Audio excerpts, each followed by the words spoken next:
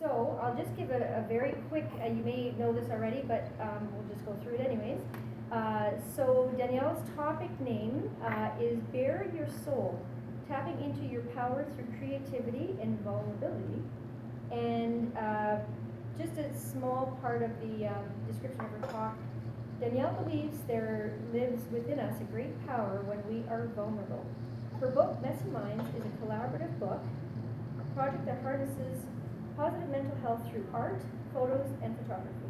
She will discuss, share, and open up about the stories within her book and what she has learned through the journey of self-publishing. She truly believes there is great power when we are vulnerable. She will give a beautiful overview of what it means to share our deepest selves, be vulnerable, and ultimately fight mental health through connection when we are brave enough to bare our souls. So I welcome Danielle.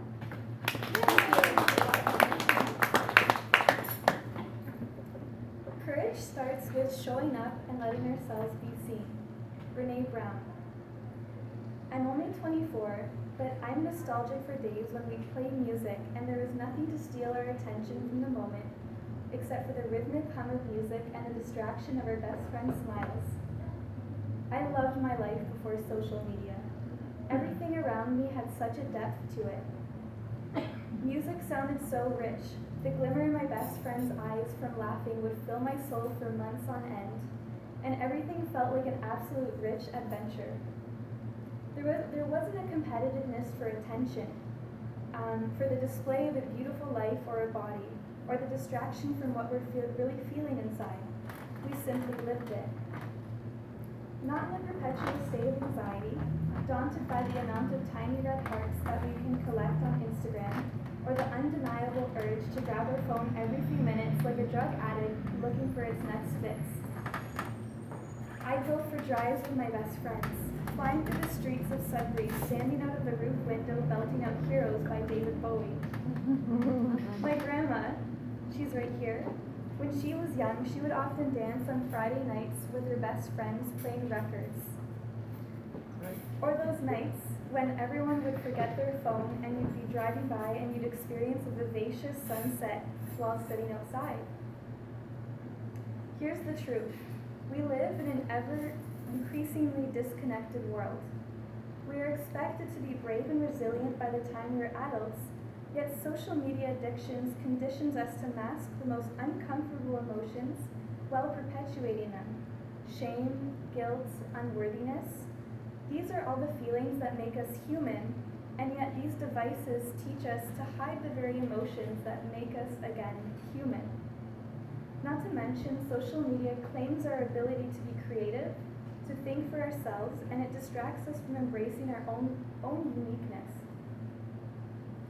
Is it a coincidence that almost all Canadians now use their phones for nearly 4 hours a day?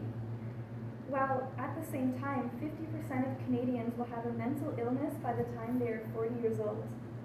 I think there's no coincidence. We spend more time on our phones now than ever, and I can admit I have been victim to the addiction of social media. It fuels our unworthiness. We're not good enough, we're not smart enough, we're not we're not rich enough. It truly creates a scarcity effect. It also conditions us that the emotion shame is unacceptable. So we've come up with new breathing methods, new techniques, we've come up with tarot cards, we've come up with all these techniques to everything from that to the latest self-care app. But what about plain old connection? What about playing soccer with our best friends on a Friday night? What about playing cards and laughing out loud with our best friends? What about a spontaneous road trip? Teddy Roosevelt truly understood the dying art of simple connection. He used to send handwritten letters to everyone and anyone, and was one of the most deeply loved and connected people. So here's the thing. I believe there's a desperate need for connection in our culture. We're in dire need of nights filled with wine, art, talking fueled by belly laughs as deep as our aching souls. We aren't actually craving the collection of little red hearts. We are craving words that resonate with our minds. We are craving for that person over there to tell you who you are and where they're from. We are not curious to know the latest drama on Facebook. We're actually dying to know one another's deepest desires and fears. To dance, to play, to laugh, and ultimately feel connected with one another. But here's the thing. My best friend Sohaila and I had the hardest year during our first year away of university. We were both experiencing heartbreak, loneliness, and being away from Sudbury for the first time. While we were both talking at a coffee shop, we both had this realization that other people must be going through the same thing as us. So we began writing a book called Messy Minds, and that reflects the beautiful chaos we're all experiencing inside. Sohaila and I are both from the small town of Sudbury, and our options growing up were minimal. Movie theaters, bowling alleys, and playing at the park until we were 16 years old. Our childhood was filled with sunset basketball games, rock band parties, and we filled our hours imagining, creating, and writing.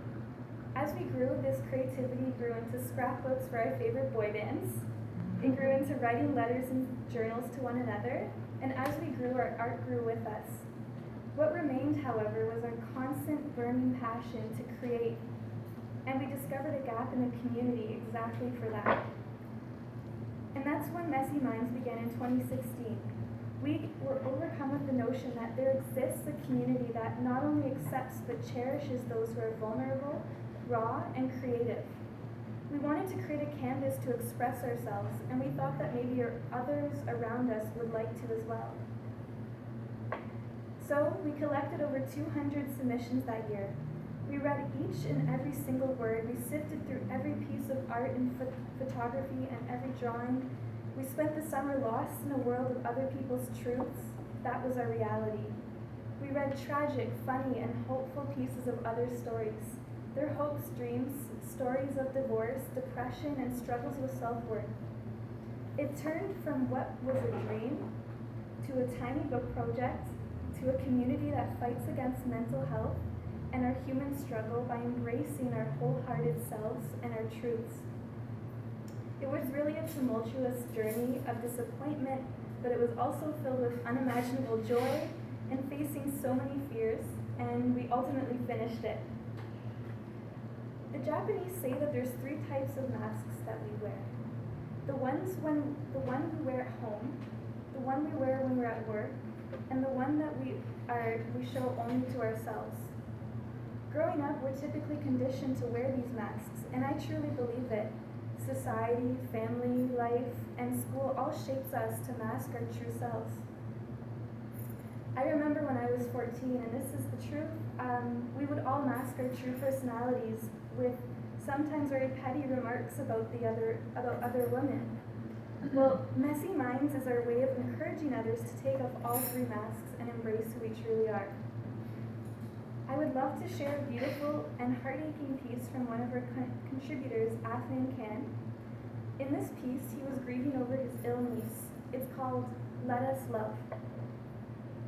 On this night, I look at my niece, the raspiness of her voice and illness, causing me to love her that much more, and wonder what I would do if she was taken away from me. A life so innocent, so bereft of blame, gone in a flash. One of our other beautiful contributors, Peyton Patterson, was going through so much struggle, including anxiety, PTSD, and emotional abuse, and by the time the book became published, she had fought and won against her addictions. Here's an excerpt. It's called Addiction. Tart like candy chews and bitter like vodka and soda, what a perfect math equation. Pinpricked arms and swollen knuckles, self-mutilation at its finest. An ache, a feeling, a must to have your lover in your hands. Tie a thick band across the bicep, and now your baby's in your veins. So needless to say, we cried, grieved, and laughed with each submission. Every struggle, story, hope, and dream. Confirming that we were doing the right thing by allowing others to voice themselves. And their voices were these courageous pillars for those who were too afraid to share, but they were brave enough to relate and connect with these stories. Here's the biggest thing that I learned on this journey. First, it was to believe in myself. And secondly, I truly believe that we are all inherently creative, and we all have these afflictions, yet we're beautiful despite them. So we actually just fulfilled our dream, as many of you know, to publish the book, and we just had our first launch party and we sold all 100 copies. I remember seeing a girl at the launch party. She walked in the door and I knew right away that she was one of the contributors. We both started crying immediately because she was so happy to be published in the book for the first time. Soon we'll be releasing more information about future copies, and we'll be donating 25% of the proceeds to the Canadian Mental Health Association. And so, Messy Minds is a little piece of our solution. It's not the solution, but it's our reality of how we can share, laugh, grieve, and ultimately grow together amidst all the chaos.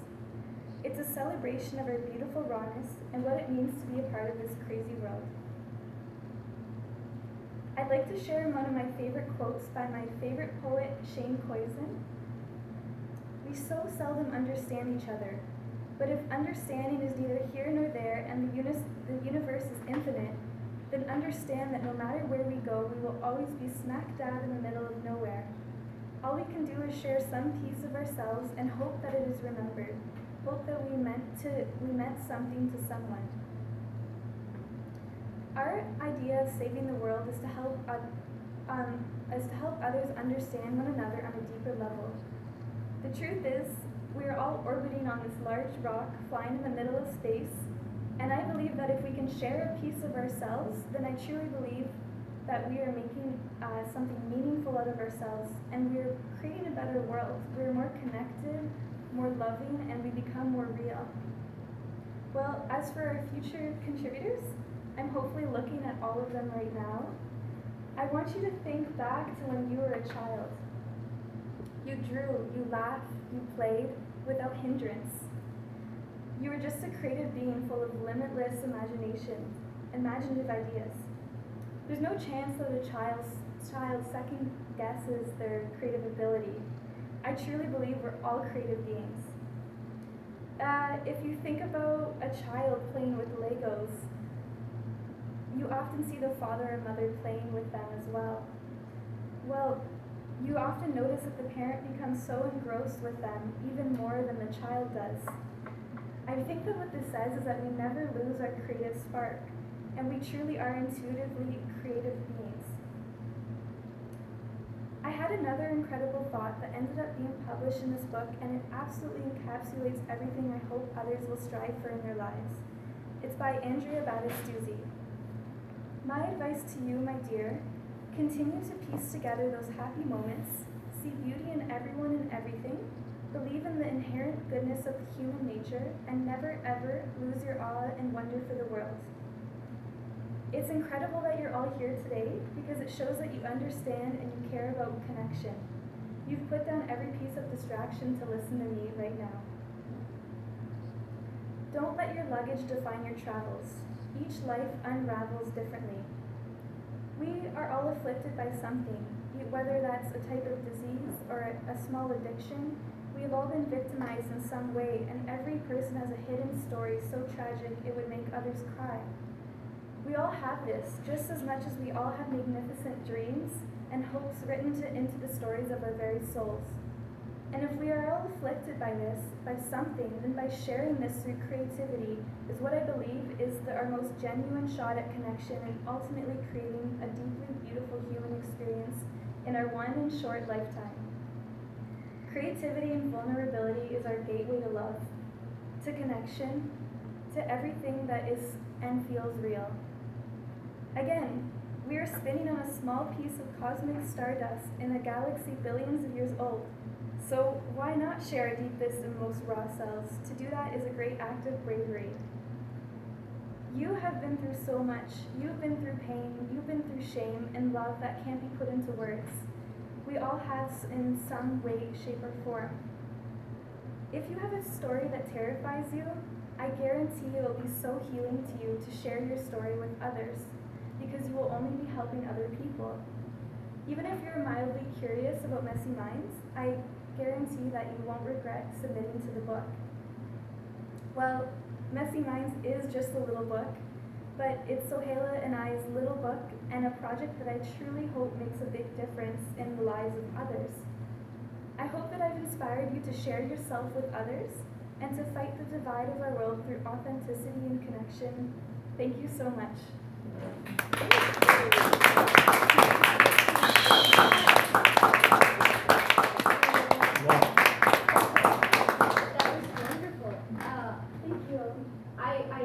I don't know if I've ever heard somebody speak as well. You speak really well. I mean, obviously you write amazing, but you speak so well. It's wonderful. Thank you. You're welcome. That is really uplifting. I've had some training with Toastmasters. Have you? Okay. It shows. Surprise.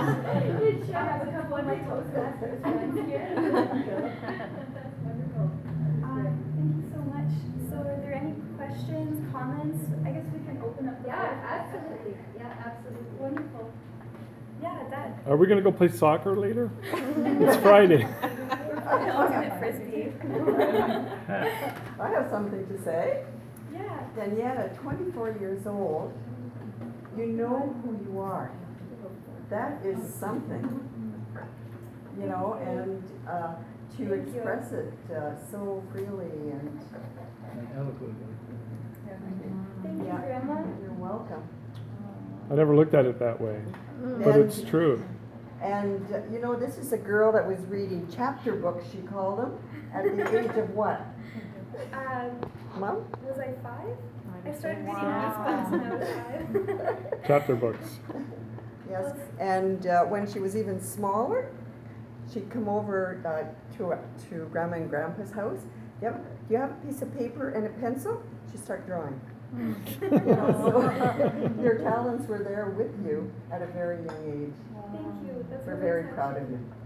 Thank I you. never thought of it that way, 24. Did you guys know what you were like at 24? I still don't know. Last year? You're 24. Tina? No. 24? No. I never thought, when I was 24, oh my God, you're right. This is a perspective. Yeah. Well, we thought we had it. I did it. I was Yeah, a we neurotic usually do mess. 2025, Jeff, this is easy. It's Yeah. when you get on with life and life sends you real hardships and challenges that you sort of have to say, am I well equipped to get this challenge and to le surmonter, overcome it? And what skills do I have to take this challenge on and to succeed and to go beyond? And sometimes we get caught in this emotional tourbillon. Yeah. Yeah. I'm thinking of the Swedish name, when the big storm, or is that a Norwegian name? And maelstrom, you get stuck in that maelstrom and you have to get out of it. Danielle has a lot of strength. And you can tell, and every time I learn something from this beautiful being, I am so reminded and just so impressed and flabbergasted of how much of a wonderful woman she's grown up to be, that she is becoming. What a beautiful testament to her upbringing. Go the Provenches. We beat her up every day. Old school. No, when she was young, I always wanted her to have confidence. I always wanted her to have a sense of self, and no matter what life would throw at her, she could deal with it. And, you know, so we always encouraged public speaking in school. Remember, first time you were 8 years old, you went away to Costa Rica for 2 weeks? And we actually talked to the teacher, said make sure you give her projects and work to do. And it'd be nice if when she comes back, she did a presentation. Do you remember that?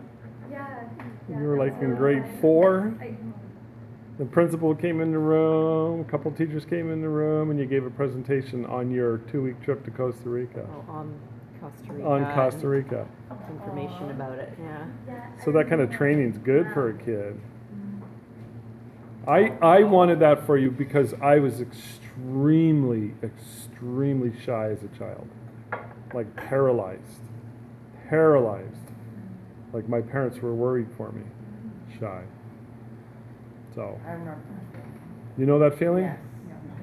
It's not a fun feeling. No. I had that right through to my 20s. That's 31. very common in, especially in my generation.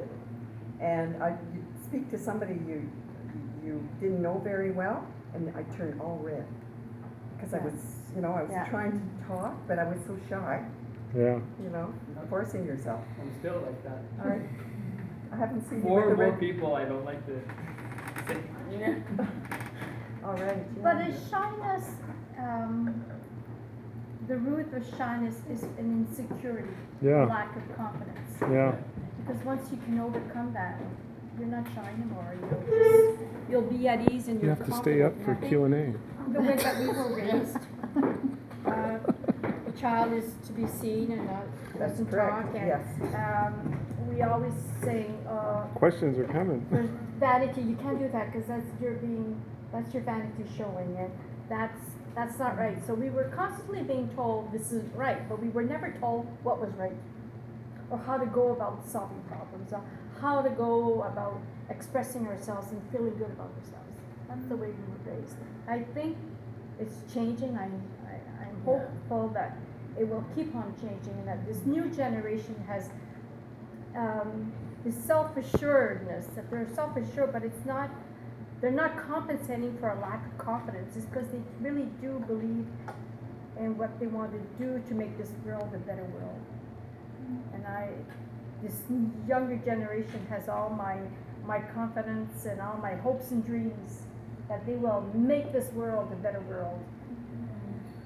Yeah. So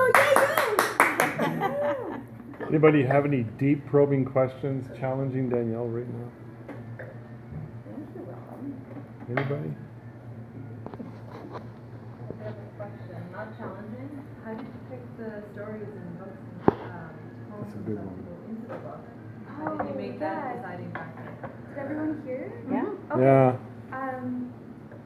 So yeah, at first we were overwhelmed because we had over 200 submissions. Which is crazy that like people Right?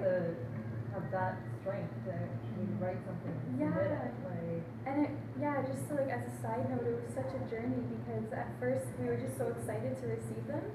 And then later on we realized how big of a responsibility that was and the courage that it, like you were saying, that it took for people to submit.